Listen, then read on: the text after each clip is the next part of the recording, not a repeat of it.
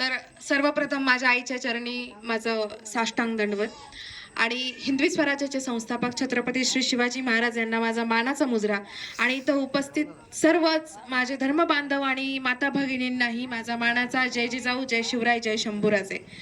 तर सुरुवात करण्याआधी मी विचारते, तुम्हाला काय बनवायचंय तुमच्या मुलांना? पुष्पा की महाराजांचा मावळा? काय बनवायचंय? जोरात ऐकायला नाही आलं मला. काय बनायचंय? हा, मुलींना काय बनवायचंय? ए, तुम्हाला काय बनायचंय? गौतमी पाटील का वाघीण? काय बनायचंय? वाघीण. मग वाघिणी सारखी काडकीट जरा डरकाळी बोल.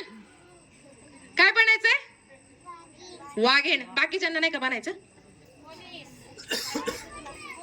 आणि मुलांना काय बनायचंय? पुष्पा. मग मावळा. एकच एकच मावळा इथे. बाकीचे काय आहेत? पुष्पा आहेत का सगळे? का गौतमीच्या इशाऱ्यावर नाचणारे नाचेत? सध्या तीच कंडिशन झाली. परिस्थिती तीच आहे आणि त्या परिस्थितीला जबाबदारही आपणच आहोत. आता बरेच मंडळ पाहिले, अनेक ठिकाणी म्हणण्यापेक्षा प्रत्येक गावामध्ये मराठी संस्कृती लुप्त झाली आहे, पण बाहेरच्या संस्कृतीला आपण अवतान दिलंय. प्रत्येक ठिकाणी दांडिया रास होतो, पण आपल्या महाराष्ट्राच्या संस्कृतीतलं जे पूर्वी जुन्या काळी केलं जायचं, तो स्त्री शक्तीचा किंवा देवीचा जागर होत नाहीये, जागरण होत नाही, गोंधळ होत नाही. पण दांडिया मात्र आवर्जून होतो. दांडिया खेळा विरोध नाहीये, गरबा खेळा विरोध नाहीये. विरोध माझा आहे तो त्या वाईट प्रवृत्तीला, जी या दांडियामध्ये अश्लीलतेच्या रूपाने दिसून येते. ठीक आहे, बाकीची परप्रांतीय संस्कृती आहे, पण प्राधान्य आधी आपण आपल्या संस्कृतीला दिलं पाहिजे. जरा मागे गोंधळ कमी करता का? म्हणजे कृपा होईल माझ्यावर जरा, कारण की या महत्वाच्या गोष्टी आहेत. उगाच येऊन मी बडबड करत नाहीये, मला भाषणही ठोकायचं नाहीये, मला बोलायचंय तुमच्याशी. हेच आत्ताच दिसून आलं की तुम्ही किती सिरियसली ऐकतायत, किती गांभीर्याने ऐकतायत. कारण की आपल्याला आपल्या संस्कृतीचं गांभीर्य, आपल्याला आपल्या संस्कृतीचा, संस्कारांचा मान राहिला नाहीये. आपण त्या गोष्टी विसरून चाललो आहोत आणि कुठे ना कुठे या गोष्टीची आपल्याला थोडी तरी लाज वाटली पाहिजे. महाराष्ट्रामध्ये दुर्गामाता दौड होते, ही महाराष्ट्राची संस्कृती आहे, पण ती दुर्गामाता दौड नेमकी आहे का हे आम्हाला माहीतच नाही. आम्हाला बहुतांश लोकांना माहित नाहीये. बरं ठीक आहे हे माहितीये, पण आम्हाला वेळ नाही. आमचे पप्पा सोडत नाहीत. आमचे पप्पा रात्री 12-12 वाजेपर्यंत आम्हाला गरबा खेळायला जाऊ देतात. कसे का कपडे घालून जाऊ दे ना, पण जाऊ देतात. पण पहाटे 6:30ला किंवा 6ला दुर्गामाता दौडला जाऊ देत नाहीत. काय चाललंय? किती बिघडत चाललंय. आपण म्हणतो नवरात्र म्हणजे स्त्री शक्तीचा जागर. अरे स्त्री, तुझ्यामध्ये कितीतरी शक्ती आहेत, कितीतरी गुण आहेत, पण तू त्या गोष्टींना विसरून चाललीये. तुझ्यामध्येच ब्रह्मचारिणीही आहे, तुझ्यामध्येच कालीही आहे, दुर्गाही आहे, लक्ष्मीही आहे, पण तुला तुझ्या गुणांचा किती विसर पडलाय. या महाराष्ट्राच्या मातीत आपण जन्म घेतलाय, या महाराष्ट्राच्या मातीतच अनेक दुर्गा होऊन गेलेत, अनेक अशा स्त्रिया होऊन गेल्यात, पण त्या नवरात्रामध्ये एक तरी दिवस आपण एका तरी स्त्रीला आठवतो का?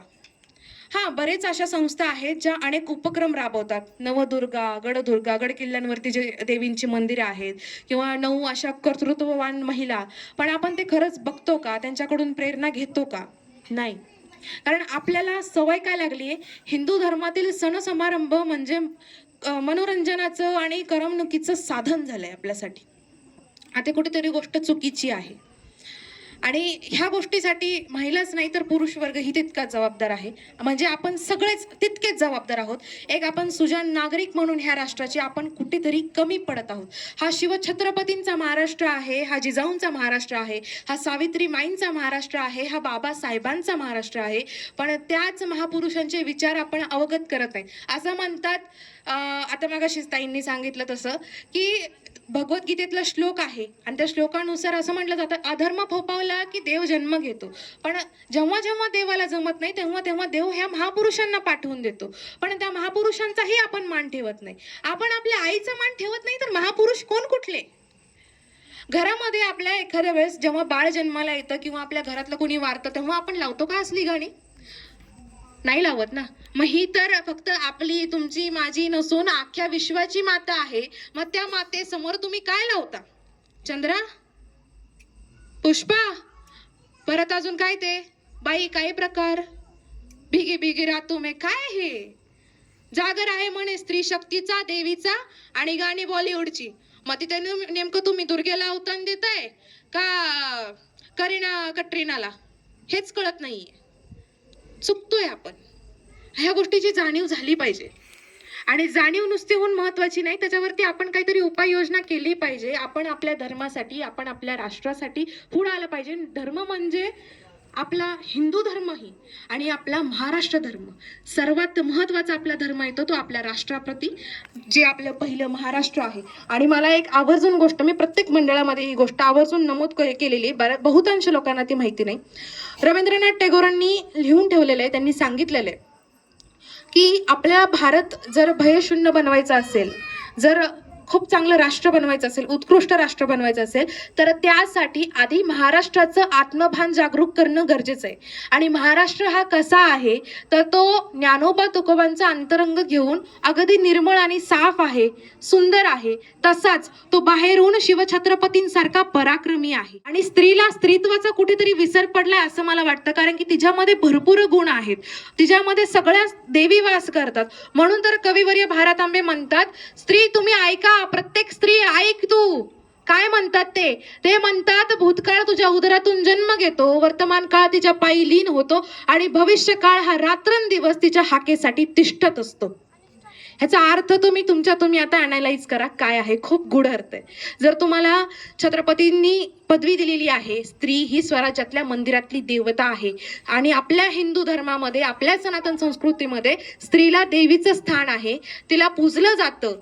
पण आज तीच संस्कृती, तोच धर्म आपण लाथाडतोय. किती मोठं दुर्दैव आहे. म्हणजे ते म्हणतात ना, देव बसलाय द्यायला आणि पदर नाही घ्यायला. अशीच गत झाली आपली, झोळी फाटकी आहे आपली. आणि याच गोष्टीसाठी आता आपण एकत्र येणं गरजेचं आहे. उद्याची दुर्गामाता दौड, आता ही दुर्गामाता दौड काय उद्यापासून सुरू होत नाहीये. ही प्रत्येक वर्षी नवरात्राच्या पहिल्या माळेपासून ते दशमीपर्यंत, विजयादशमी दसऱ्यापर्यंत ही दुर्गामाता दौड असते आणि इथेही रोज ती पार पडली जाते. पण दुर्दैव आपलं की आपल्यापर्यंत ती बातमी पोहोचली नाही, पण आज पोहोचतीये. असेही या, पण या, कारण आपल्या भगव्याच्या रक्षणासाठी, आपल्या हिंदू राष्ट्राच्या रक्षणासाठी आपल्याला एकत्र येणं गरजेचं आहे. आणि सर्वात महत्वाचं म्हणजे जे आपल्याला स्वातंत्र्य, स्वाभिमान, अभिमान आपल्याला या मराठी मातीने दिलाय, आपल्याला संस्कृतीने दिलाय, त्याच्यासाठी यायचंय. कारण ते होते म्हणून आज आपण आहोत, त्यांच्यामुळे आज आपलं अस्तित्व आहे. आणि जर आपण ते टिकवलं नाही तर या पुढच्या पिढीला ते मिळणारही नाही. आणि त्याचं उदाहरण आपल्याला रोज दिवसागणिक जे ऐकायला येतात बातम्या, बलात्कार झाला, रेप झाला, मर्डर झाला, परत विनयभंग झाला, मुली मिसिंग झाल्या, हे त्याच्यामुळेच घडतंय. त्या लोकांनी ते आपल्यासाठी केलंय. आपल्या पूर्वजांनी आपल्याला एवढी मोठी पुंजी दिली, ती आपल्याला ठेवायची पुढच्या पिढीसाठी. निश्चितच स्वराज्य घडवताना आपण नव्हतो, पण आज स्वराज्य टिकवण्यासाठी आपल्याला पुढे यायचंय, हे स्वराज्य राखायचंय. स्वप्न होतं माँसाहेब जिजाऊंचं, संकल्प होता छत्रपती शिवाजी महाराजांचा, संघर्ष होता शंभूराजांचा आणि जबाबदारी आहे तुम्हा आम्हा सारख्या सर्व मावळ्यांची. तर याल ना उद्या? आवाज येत नाही. बोला हर हर हर